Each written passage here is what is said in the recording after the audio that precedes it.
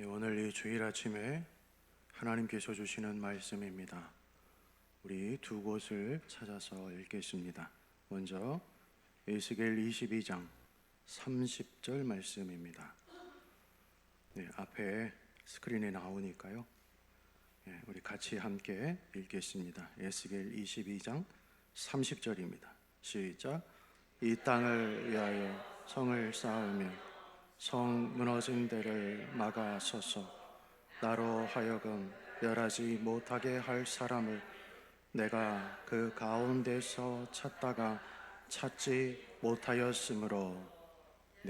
그 다음은 욥기 42장 10절 말씀입니다. 우리 같이 읽겠습니다. 시작. 욥이 그의 친구들을 위하여 기도할 때에 여호와께서 욥의 곤경을 돌이키시고 여호와께서 욥에게 이전 모든 소요보다 갑절이나 주신지라. 아멘. 저는 개인적으로 2016년 4월이 저의 인생에 있어서 엄청난 폭풍과 같은 시간이었습니다. 제가 그때 당시에 대전에서 개척을 하고 개척 예배를 일주일 앞둔 그런 상황이었는데요.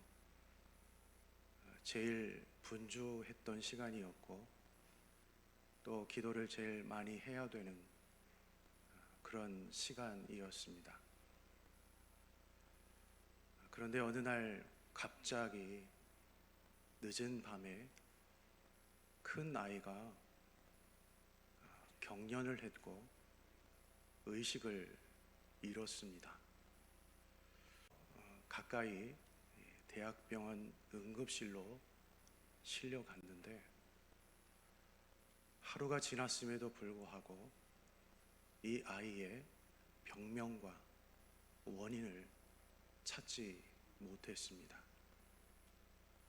그 사이에 저희 큰딸은 경련이 더 심하게 반복적으로 진행이 됐고 의식이 잃어가는 그런 과정 속에서 아예 아빠 엄마도 그리고 사람도 알아보지 못하는 그런 상황이 되어 가고 있었습니다.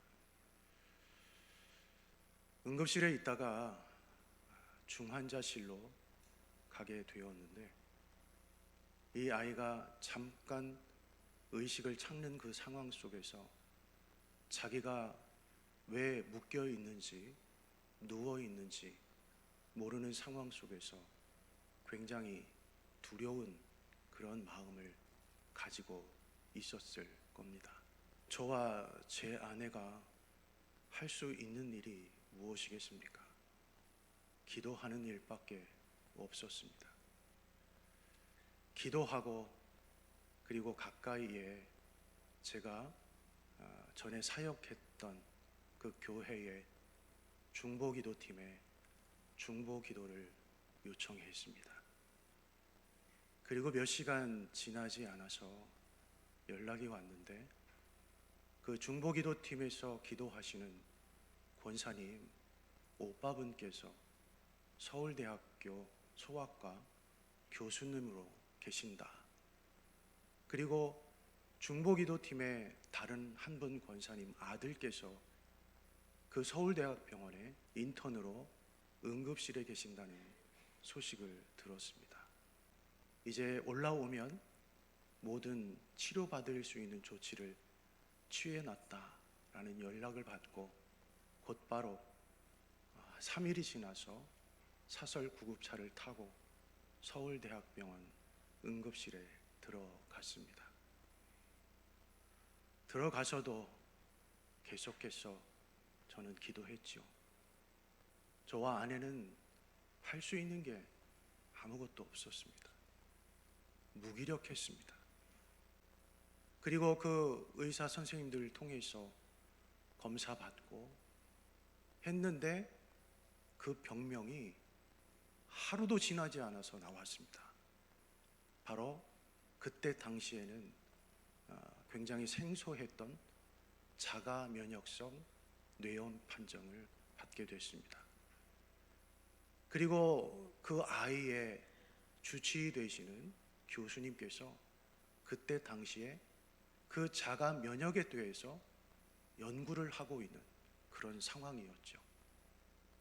그래서 큰 아이가 그때부터 이제 치료를 받기 시작했고, 그리고 한 달 동안 이 아이가 서울대학교 병원에서 입원하고 있었습니다. 저는 그때 교회 개척을 하는 그런 상황이었기 때문에 교회를 비워둘 수 없는 그런 상황이었죠. 그래서 저희 아내가 이제 한 달 동안 큰아이 병수발을 들었는데, 그 치료받는 그 시간 동안에도 계속해서 경련하고 의식을 잃는 그런 상황들이 계속 진행이 됐었습니다. 참 힘든 상황이었죠. 저는 그 상황을 직접 목격하지 않았고 지켜보지 않았기 때문에 저는 잘 모르지만, 저희 아내가 아이가 퇴원하고 와서 한 이야기가 있습니다. 너무 힘들었다. 사모였지만, 기도하고 있었지만 그냥 죽고 싶은 심정이었다 라는 말을 하더라고요. 그 말을 듣고 마음이 너무너무 아팠습니다. 그런데 하나님께서는 이 의사 선생님들을 통해서, 그리고 중보기도 팀을 통해서 이 아이를 치료하게 하셨습니다. 그리고 이 아이에게 맞는 그런 약을 하나님께서 주셨습니다. 저는 이것이 물론 의술이 많이 발달해서 그렇게 치료되는 그런 과정이 기적처럼 일어났다라고 말할 수 있지만, 저는 그것이 중보의 기도의 힘이라고 지금도 믿고 있습니다. 지금도 많은 분들이 우리 큰딸아이를 위해서 기도해주고 계십니다. 저는 이 경험을 통해서 깨달은 것이 있습니다. 하나님께서는 하나님을 믿는 성도와 교회에 특별한 사명을 주셨다. 그 사명이 무엇이냐? 바로 중보기도입니다. 기도는 내 문제를 놓고 하나님께 나아가는 개인적인 어떤 신앙에 결코 그치지 않습니다. 다른 사람을 위해서 내가 울고 또 하나님 앞에 기도할 때 하나님은 기도를 들으시고 또 그 기도를 여시고 또 회복과 생명을 이루시는 줄 믿습니다.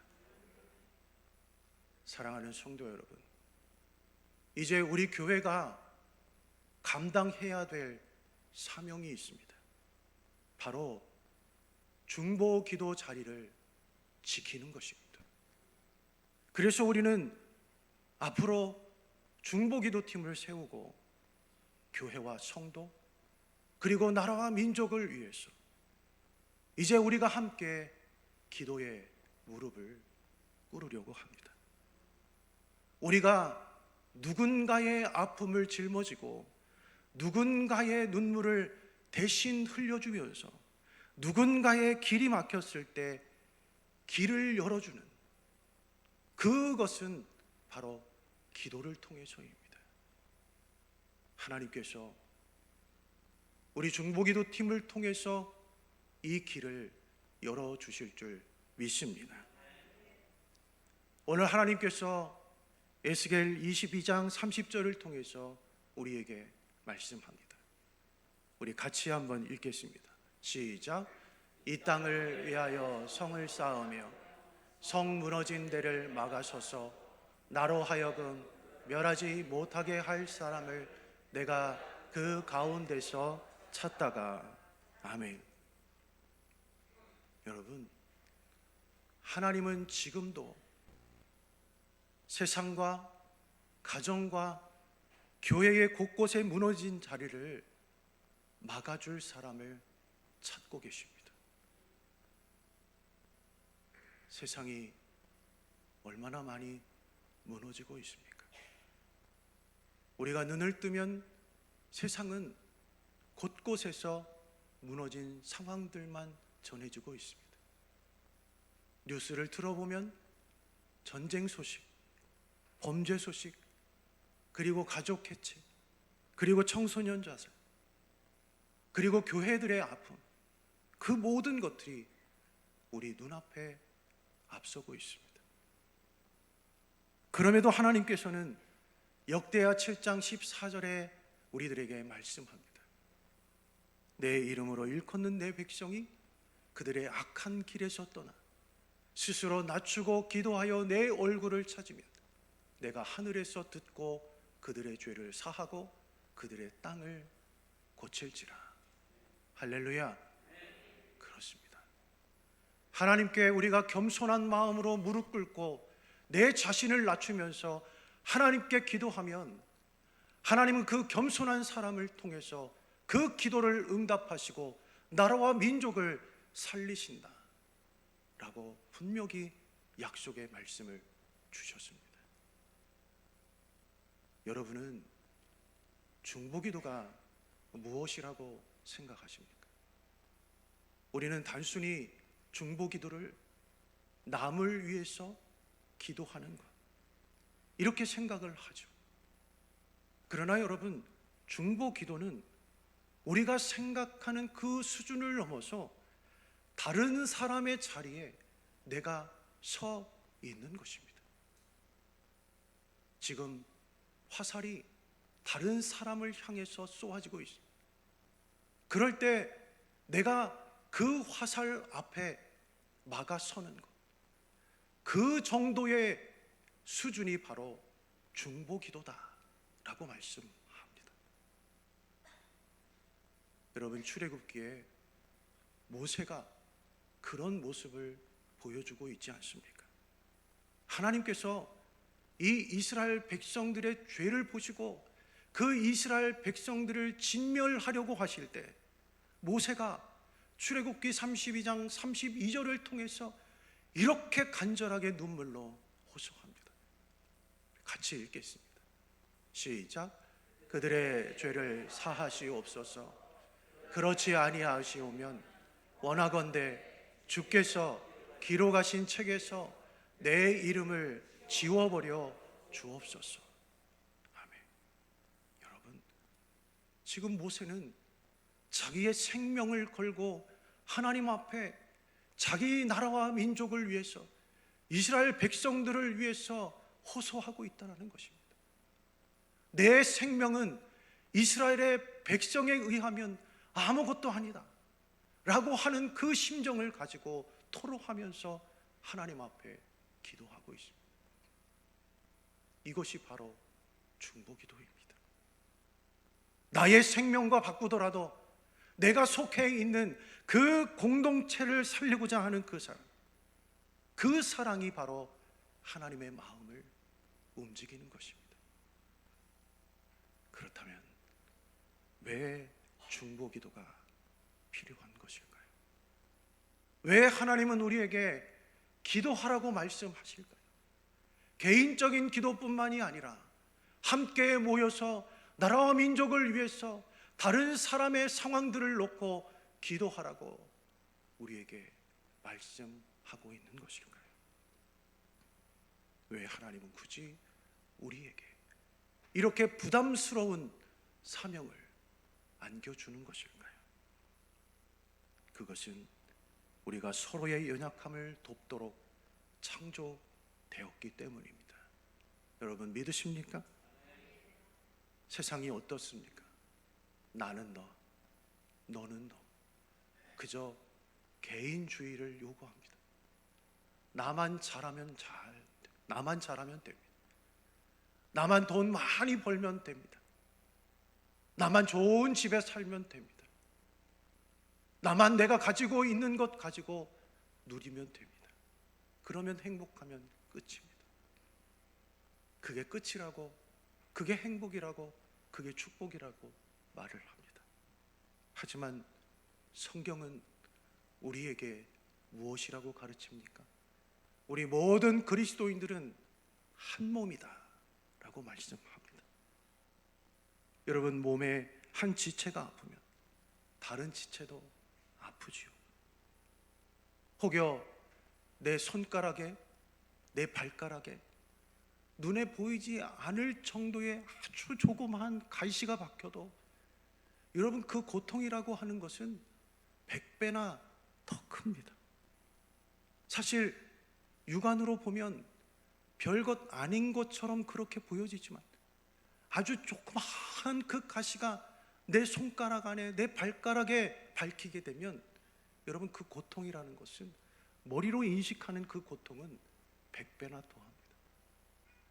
혹여 우리가 손을 베인다든지 그럴 때 여러분, 그 고통이 얼마나 아픕니까? 온몸이 다 긴장을 하잖아요. 마찬가지로 교회의 성도들 가운데 한 사람 한 사람이 고통을 받고 있을 때 여러분, 다른 성도가 무관심해서는 안 된다라는 사실입니다. 저 일은 내 일이 아니니까, 저 사람의 고통은 내 고통이 아니니까, 저 사람의 상처는 내가 어떻게 할 수 없는 그런 문제이니까 여러분, 우리는 눈 감고 그것을 외면해 버리면 안 된다라는 것입니다. 우리가 해야 될 일이 무엇이겠습니까? 우리 예수님께서 머리이시고 우리가 가지라고 분명히 말씀하고 우리는 그것을 믿고 있는데, 과연 그런 성도를 위해서 우리는 무엇을 하고 있고 무엇을 해야 되겠습니까? 그것은 바로 중보 기도를 통해서 그리스도의 몸을 세우는 것입니다. 교회를 세우는 것이고 성도들 한 사람 한 사람을 세우는 것입니다. 여러분, 조지 물러라는 이름을 많이 들어보셨을 겁니다. 이분이 5만 번 응답받은 조지 물러의 기도라는 책을 쓴 분입니다. 읽어보셨습니까? 한 사람도 안 읽어보셨군요. 이분이 사실은 영국에서 고아원 사역을 하신 분입니다. 그래서 이분의 이름이 조지 물러이긴 하지만 고아들의 아버지라고 하는 그런 이름을 갖고 있습니다. 이분이 어떤 큰 사업장을 가지고 있는 것도 아닙니다. 그렇다고 정치를 하시는 분도 아닙니다. 그저 고아원을 운영하면서 고아원에서 고아들과 함께 먹고 마시고 그들을 섬기는 그런 일을 하시는 분입니다. 그런데 어느 날 이 고아들을 먹일 음식이 다 떨어진 겁니다. 이 목사님이 아이들을 모아놓고 하나님께 기도했습니다. 하나님, 오늘 이 아이들이 먹을 양식이 없습니다. 하나님께서 해결해 주십시오. 여러분, 어떻게 보면 저거 너무 막무가내 아니야? 이렇게 생각할 수 있습니다.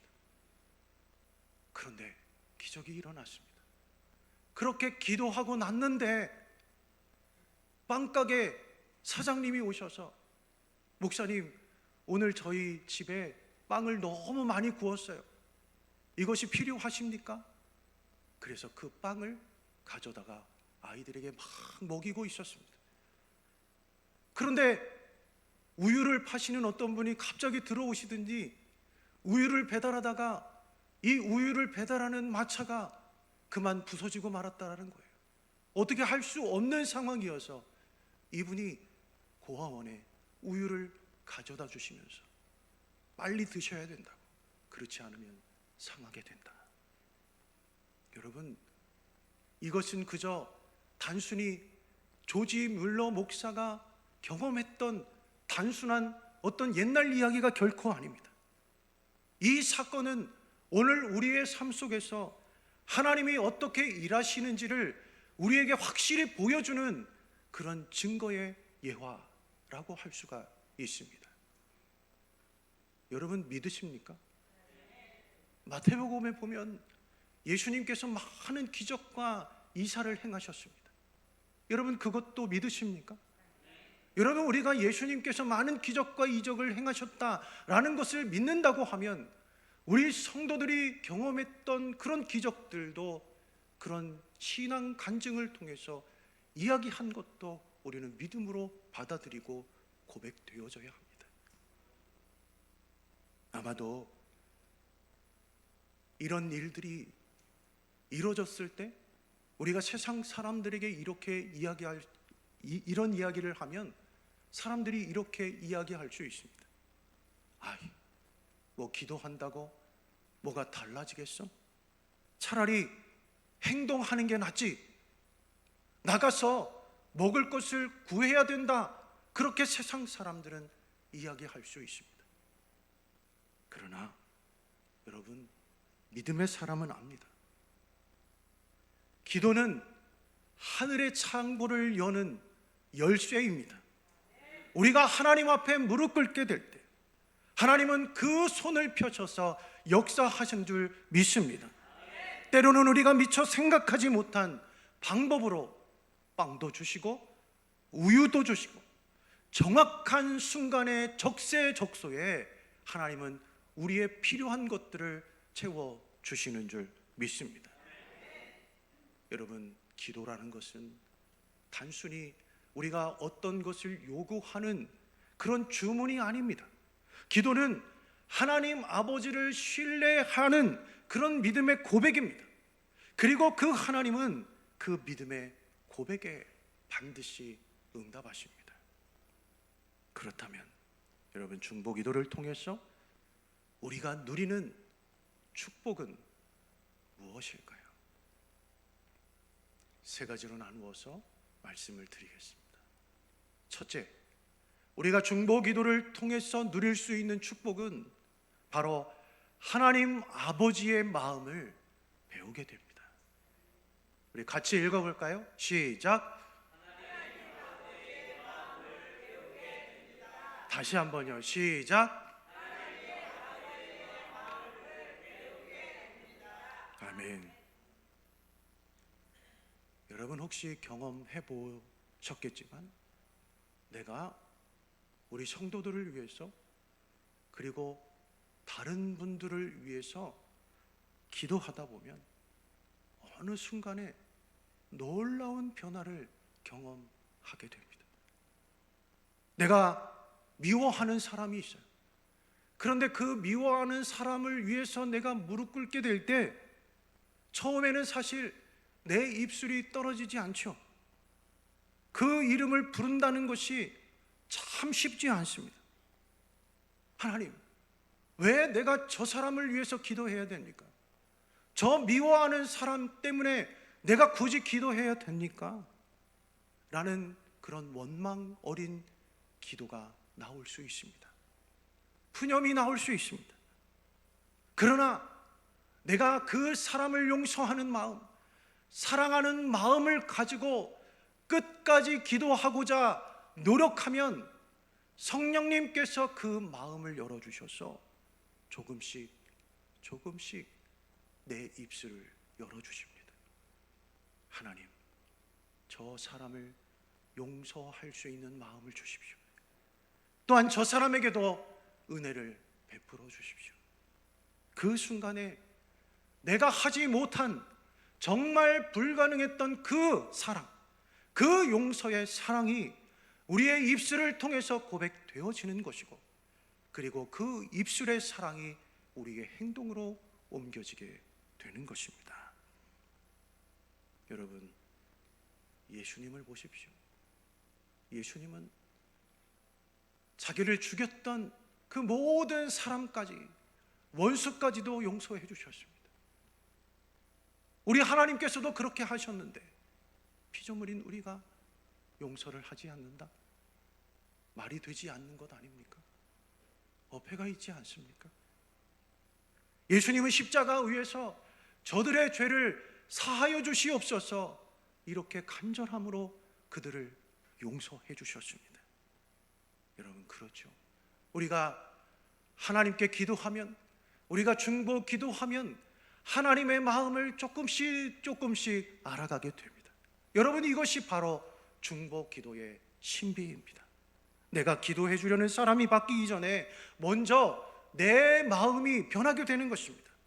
기도는 상대방을 바꾸기 위한 어떤 수단이 아니라 내 마음을 하나님의 마음과 닮아가게 하는 것, 그것이 바로 중보 기도의 힘입니다. 그래서 중보 기도는 결국 나를 하나님의 사람으로 빚어가는 방법입니다.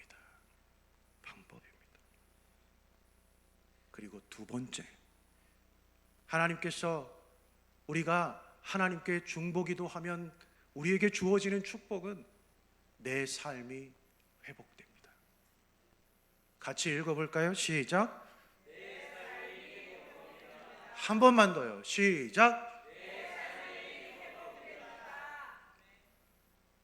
여러분, 구약의 욥을 보십시오. 오늘 본문에 나오는 욥을 한번 보십시오. 욥은 하나님을 너무 잘 믿는다는 이유로 모든 것을 다 잃었습니다.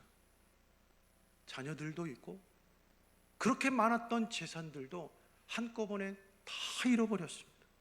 너무나 고통스러운 자리였습니다. 그런데 친구들이 이 욥을 위로한답시고 찾아와서 오히려 욥에게 막 정죄하고 상처 주는 그런 말을 퍼붓게 되잖아요. 그런데 욥은 어떻게 했습니까? 그 욥은 친구들을 위해서 기도했습니다. 여러분, 기막힌 상황 아닙니까? 여러분 같으면, 저 같으면 과연 그렇게 할 수 있을까요? 내가 정말 억울한 그런 일을 만나서 내 마음이 너무 아프고 쓰린데 나를 괴롭게 하는 사람들이 나를 찾아와서 도무지 용서할 수 없는 그런 말을 하게 되는데, 욥은 하나님 앞에 순종하는 마음으로 그들을 위해서 기도했습니다. 그들을 위해서 기도하게 되어질 때 하나님께서 어떤 축복을 내리셨습니까? 보십시오. 욥기 42장 10절 같이 읽겠습니다. 시작. 욥이 그의 친구들을 위하여 기도할 때 여호와께서 욥의 곤경을 돌이키시고 여호와께서 욥에게 이전 모든 소유보다 갑절이나 주신지라. 아멘. 아멘.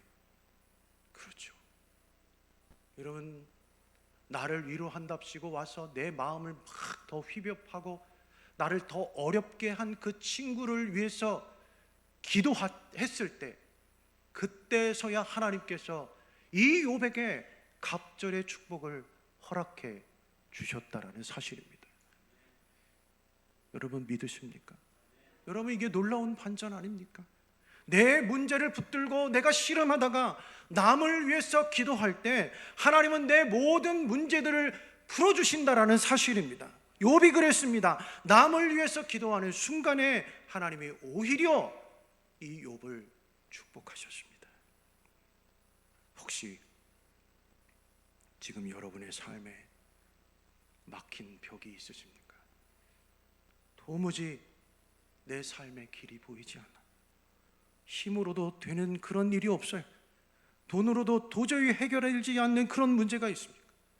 그렇다면 그 사람을 위해서 기도해 보시기 바랍니다.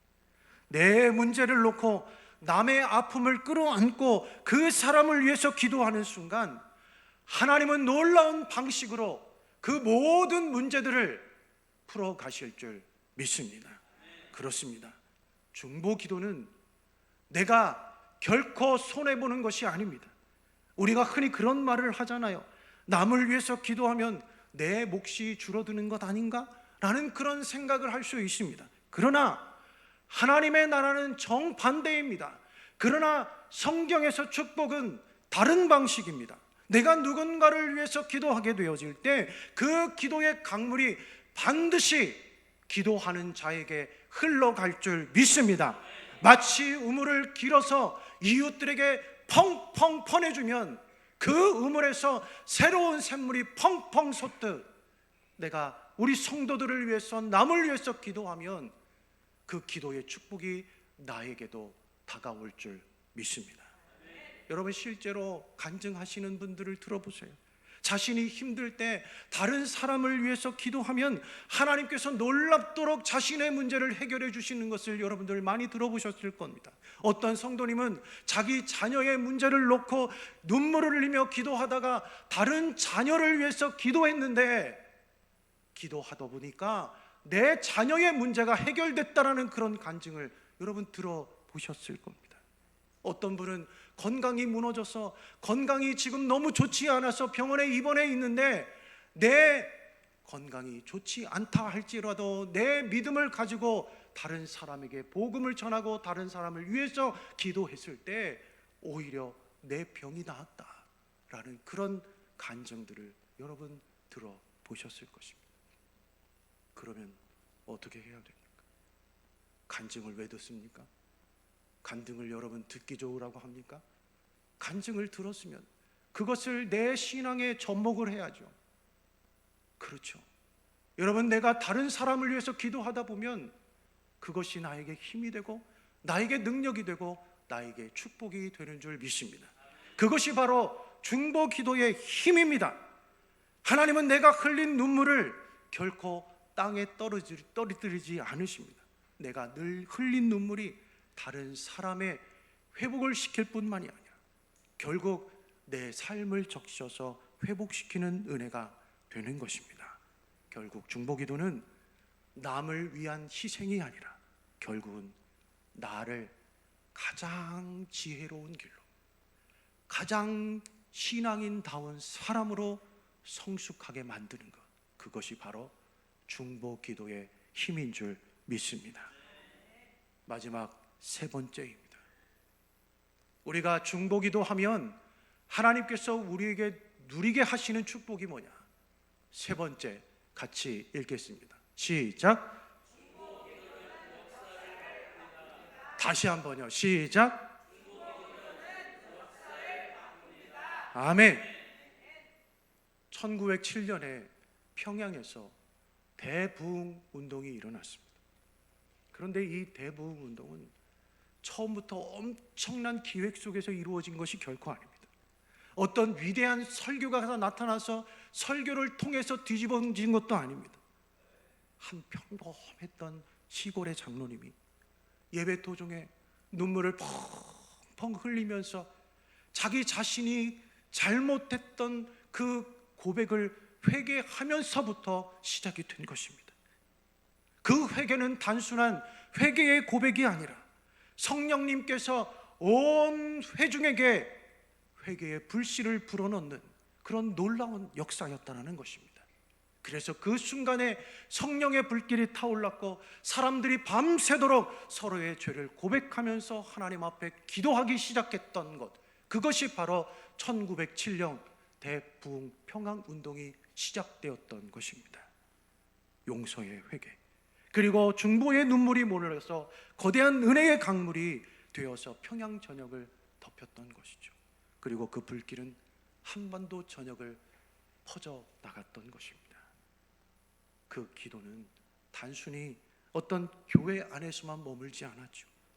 그 기도의 힘이 바로 일제강점기 때 한국 교회의 신앙을 다시 일어서게 할 수 있는 그런 힘이 되었고, 그리고 결국 여러분 6.25 사변이 일어났음에도 불구하고 그 사변을 딛고 한국 교회가 일어서게 할 수 있었던 힘도 바로 평양 대부흥 운동의 중보기도의 힘 때문이었습니다. 여러분 성경의 역사를 보면 언제나 큰 변혁과 부흥 뒤에는 눈물로 기도한 사람이 항상 있었습니다. 그 대표적인 사람이 누구입니까? 바로 모세입니다. 모세가 산 위에서 하나님 앞에 두 손을 높이 들고 기도했을 때 하나님은 아말렉 전쟁에서 승리하게 하셨습니다. 그리고 에스더서에 보면 에스더와 삼촌인 모르드게가 유다 백성들에게 금식을 선포하고 하나님 앞에 기도하게 되어질 때 유다 백성들이 살아날 수 있었습니다. 그리고 신약의 사도행전으로 넘어와서 사도행전의 성도들이 마가의 다락방에서 하나님 앞에 간절한 마음으로 무릎 꿇고 기도했을 때 하나님께서는 그들에게 성령을 보내주셨습니다. 그 성령의 능력을 통해서 세계 만방의 복음이 전파된 것이고, 그것을 통해서 우리가 지금 이 자리에서 하나님 앞에 예배할 수 있었던 것입니다. 사랑하는 성도 여러분, 중보 기도는 역사를 바꾸고 교회의 역사를 바꾸고 나라와 민족의 역사를 바꾸고 있는 줄 믿습니다. 여러분이 그런 도구가 되시지 않겠습니까? 기독교 변증가 중에 C.S. 루이스라고 하는 분이 있습니다. 이분이 이런 말을 했어요. 기도는 하나님을 바꾸는 것이 아니라, 기도는 누구를 바꾼다? 나를 바꾸는 것입니다. 나를 바꾸는 것입니다. 그렇죠. 중보 기도는 우리가 다른 사람을 위해서 기도하는 것이지만 결국은 내 영혼을 변화시키는 것이고 은혜의 통로로 만드는 것입니다. 그리고 하나님은 그 기도를 사용해서 우리의 교회를 그리고 나를 바꾸시는 줄 믿습니다. 여러분, 혹시 여러분의 가정이 흔들리고 있습니까? 혹시 여러분의 자녀가 방황하고 있습니까? 여러분, 교회가 얼마나 많이 힘들어하고 있습니까? 나라가 얼마나 혼란스럽습니까? 그럴수록 우리에게 필요한 것이 무엇일까요? 서로 간에 여러분, 화려한 말이나 사려한 어떤 잡담이나 내가 가지고 있는 그런 생각들을 서로 토로하는 것이 아니라, 이럴 때일수록 우리는 조용하게 같이 한 마음으로 기도해야 됩니다. 사랑하는 성도 여러분, 오늘 우리가 들은 말씀을 기억하면서 결단할 수 있기를 바랍니다. 주님, 제가 그 사람이 되겠습니까? 무너진 그곳을 막는 사람, 중보 기도자가 되겠습니다. 하나님은 지금도 그 한 사람을 찾고 계시는 줄 믿습니다. 바로 그 사람이 여러분 한 분 한 분이 될 수 있기를 주님의 이름으로 간절히 축원합니다.